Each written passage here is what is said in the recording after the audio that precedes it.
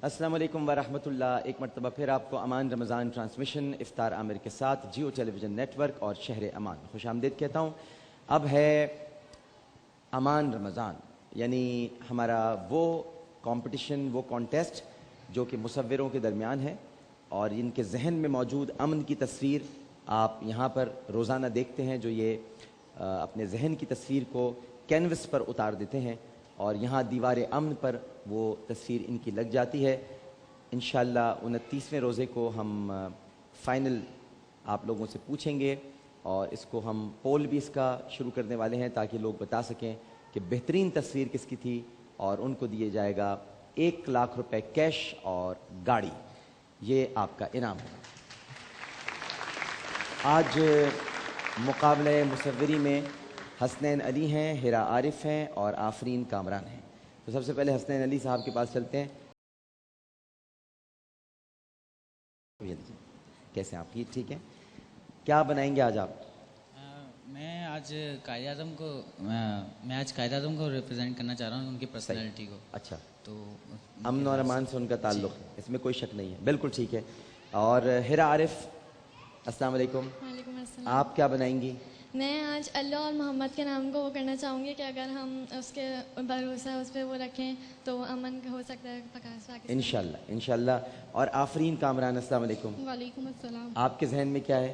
سر میرے ذہن میں خانہ کعبہ کی تصویر ہے، کچھ فلاورز وغیرہ ہیں جو میں آج صحیح. بنا کے امن کی تصویر قائم چلیے کروں. بسم اللہ کیجئے. پھر آپ لوگ بسم اللہ کیجئے. اب ہم آتے ہیں عہد کی طرف. آپ سب لوگوں کے پاس عہد ہوگا، لیکن عہد کرنے سے پہلے ایک عہد اور کر لیجئے، اور وہ عہد یہ ہے کہ جو آپ کو عہد ملتا ہے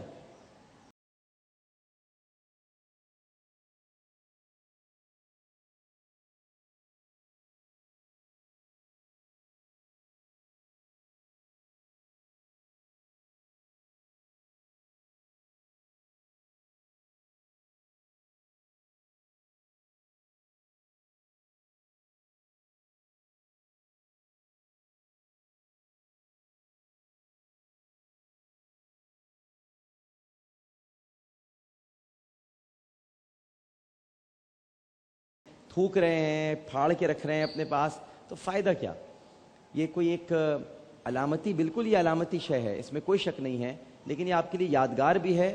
اور ساتھ ساتھ کیا صرف رمضان ٹرانسمیشن میں یا رمضان میں کسی نشریات میں آنے کا مقصد یہ ہے کہ ہم یہاں آئیں، دیکھیں، مہمان آئے ہیں، انعامات جیتیں اور چلے جائیں؟ کوئی اپنے دل کے کسی گوشے میں ہم کوئی وعدہ نہیں کرنا چاہتے اپنے رب سے، اپنے پروردگار سے؟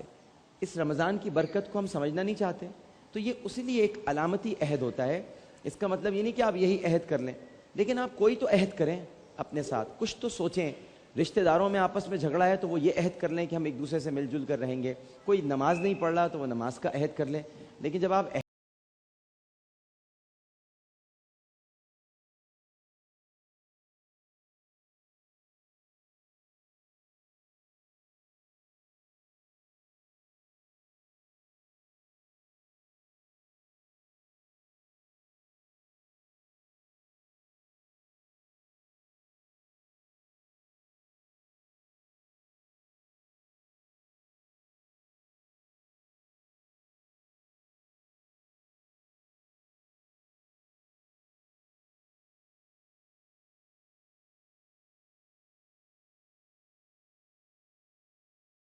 رمضان المبارک صبر و برداشت کا مہینہ ہے، لہٰذا میں رمضان المبارک کے اس بابرکت مہینے میں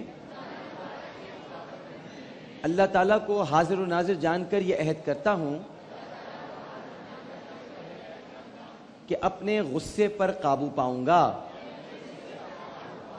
کیونکہ پیکرِ عفو و درگزر صلی اللہ علیہ وآلہ وسلم نے فرمایا ہے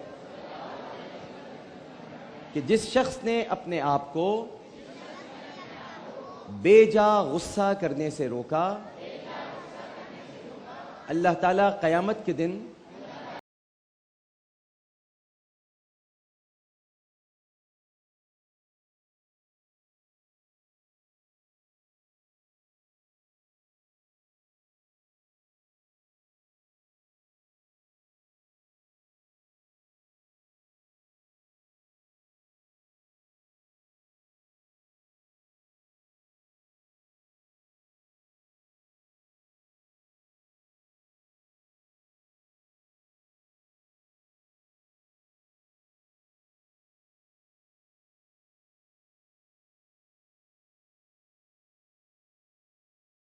ہم وقفے میں جا رہے تھے تو انہوں نے مجھ سے کہا کہ میں آپ کو ایک خبر سنانا چاہتی ہوں.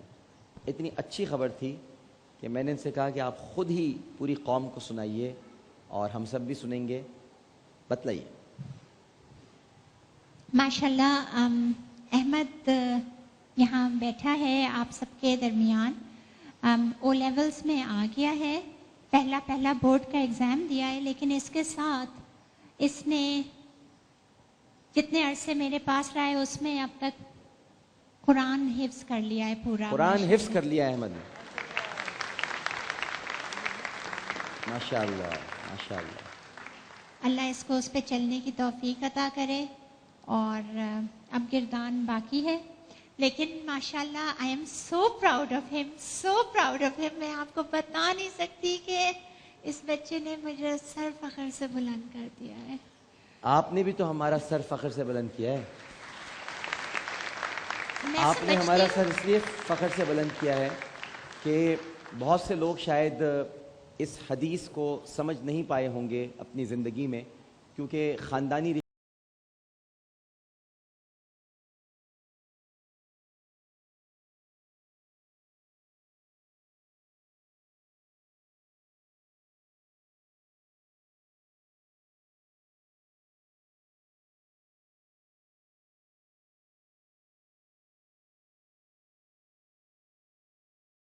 اور بچوں کو بگاڑ دے گی, خراب کر دے گی, اس کو ذرا روکو, کیا اس کے ماں باپ مر گئے بچے کے جو ان کو اتنا زیادہ محبت پھٹی پڑ رہی ہے. یہ ہمارے گھروں میں عموماً باتیں ہوتی ہیں.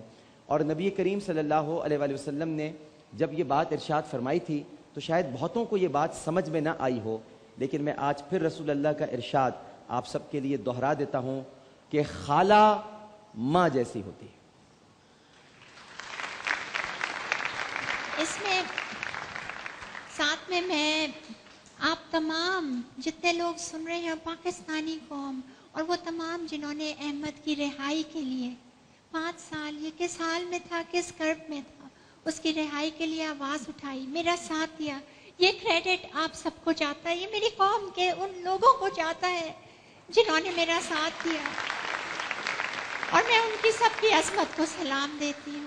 یقیناً اس میں اور کوئی شک شکر نہیں, گزار ہوں. یقیناً اس میں کوئی شک نہیں ہے. لیکن آپ کو دیکھ کر کہ ایک خالہ ایسی بھی ہو سکتی ہیں, ہمارے لیے آپ انسپریشن ہیں ان تمام عورتوں کے لیے جو اپنے بھانجے بھانجیوں سے محبت کرنا چاہتی ہیں. لیکن خالہ ہونا ضروری ہے, آفت کی پرکالہ ہونا ضروری نہیں ہے. خالہ کو بھی سمجھنا بہت ضروری ہوتا ہے کہ محبتوں کو رشتوں کے تقدس کے ساتھ, یہ بھی بہت ضروری ہے. میں نے اگر ایک طرف کی بات کی ہے تو دونوں طرف کی بات کروں گا. یہ بھی بہت ضروری ہے کہ اگر آپ کی بیجا محبت آپ کے بہنوئی کو ناگوار گزرتی ہے تو اس میں اعتدال لے کر آئیں, کیونکہ بہرحال وہ باپ ہے اور وہ ماں ہے. کہیں ایسا نہ ہو کہ اس محبت کے ذریعے سے نفرت پیدا ہونی شروع ہو جائے. محبت آپ ضرور کریں. یہ محبت کس وقت ظاہر ہوتی ہے؟ خالہ کی ماں جیسی. خالہ کی ماں جیسی محبت اس وقت ظاہر ہوگی, یاد رکھیے حدیث کو سمجھیے کہ خالہ ماں جیسی ہوتی ہے. اس کا مطلب یہ ہے جب ماں نہیں ہوتی تو خالہ ہوتی ہے, ماں کی موجودگی میں خالہ ماں نہیں ہوتی ہے. یہ ہمیشہ ذہن میں رکھیے گا. جب تک ماں ہے تو ماں ہے, ماں نہیں تو پھر خالہ ہے. آج ماں نہیں ہے ان کی تو خالہ نے دیکھیے کیسی پرورش کی ہے. جو ماں چاہتی ہوگی شاید زندگی میں کہ احمد حافظ قرآن بنے, خالہ نے احمد کو حافظ قرآن بنا دیا. خالہ نے اپنی زندگی کے سنہرے دن اپنے بھانجے اور اپنی بھانجی کے لیے وقف کر دیے. اپنی ماں کی خدمت الگ کرتی ہیں, شوہر کا خیال الگ رکھتی ہیں, اپنے بچوں کو الگ دیکھتی ہیں. ڈاکٹر فوزیہ صدیقی ہمارے لیے ایک مثال ہے.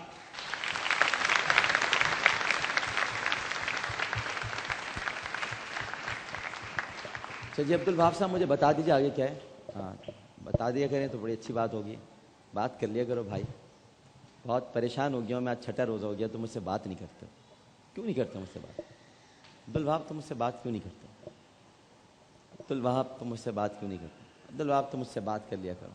ہمارا پروگرام ہے ناظرین محترم علامات قیامت, اور نبی کریم صلی اللہ علیہ وآلہ وسلم کی پیشگوئیاں جو آج ہماری نگاہوں کے سامنے ہیں. آپ نے جو فرمایا سچ فرمایا, حق فرمایا, حق کے سوا آپ نے کبھی کچھ نہ فرمایا, کیونکہ وما ینطق عن الہوی ان ہوا الا وحی یوحی.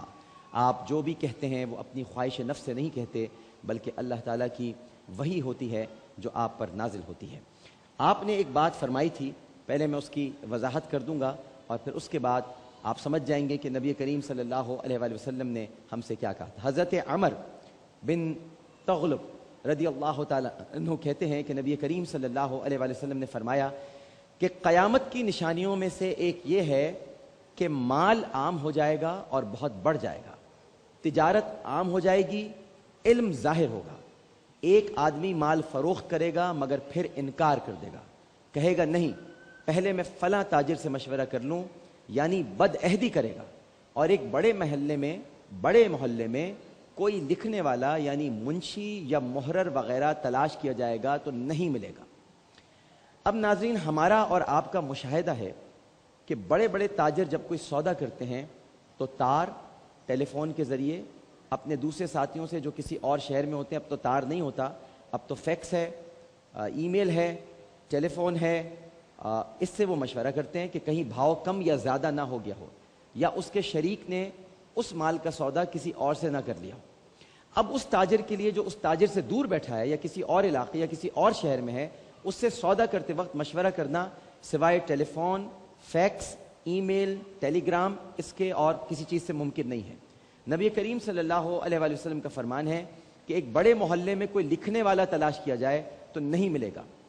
حالانکہ آپ نے دوسری حدیث میں یہ بھی خبر دی ہے کہ قرب قیامت میں کتابت عام ہو جائے گی۔ اب اس کا جواب یہ ہے کہ جدید آلات کتابت عام ہو جائیں گے، مثلا computer, mobile phone, cell phone, اور کمپیوٹر تو اب دو طرح کے بھی آ گئے ہیں۔ اب آپ اردو میں بھی کمپوزنگ کر سکتے ہیں، انگریزی میں بھی، عربی میں بھی ہو سکتی ہے، ساری زبانوں میں آپ کمپوزنگ کر سکتے ہیں، اور یا ایسے آلات جو آواز سن کر اس کو تحریر میں بدل دیں گے، جیسے سری ٹیکنالوجی آ گئی ہے کچھ موبائل میں، آپ بولتے ہیں اور وہ کال ملا دیتے ہیں، اور اب تو ایسا بھی ایک سیل فون آ رہا ہے کہ جو آپ بولیں گے وہ پرنٹ کرنا شروع کر دے گا۔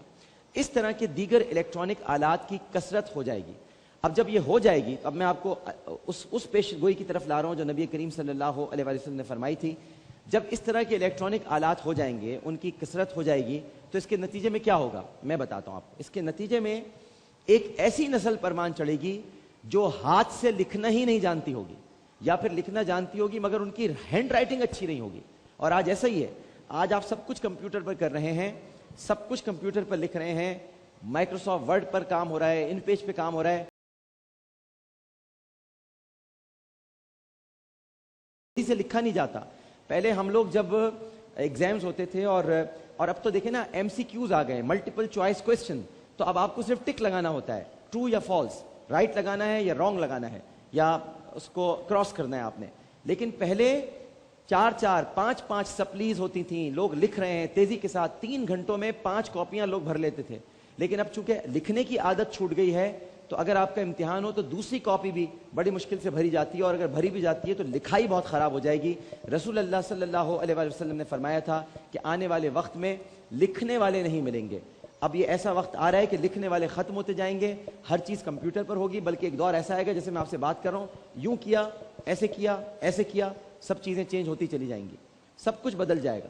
یہ ایسا دور آنے والا ہے جو ہم بہت قریب جس کے پہنچ چکے ہیں۔ اور جس ٹیکنالوجی کی بات کی تھی وہ ٹیکنالوجی ہماری زندگی میں داخل ہوتی جا رہی ہے، اور جس سے سوائے ہمیں ٹھیک ہے بہت فوائد بھی ہو رہے ہیں، لیکن جو ٹریڈیشنل چیزیں تھیں، جو روایتی چیزیں تھیں، جن کی بہرحال ضرورت پڑے گی زندگی میں، وہ ہم سے دور ہوتی جا رہی ہے۔ ایک چھوٹا سا وقفہ لیتے ہیں، وقفے کے بعد دوبارہ حاضر ہوں گے۔ ہمیں یقین ہے کہ آپ سب لوگ ہمارے ساتھ ہی رہیں گے۔ السلام علیکم ورحمۃ اللہ۔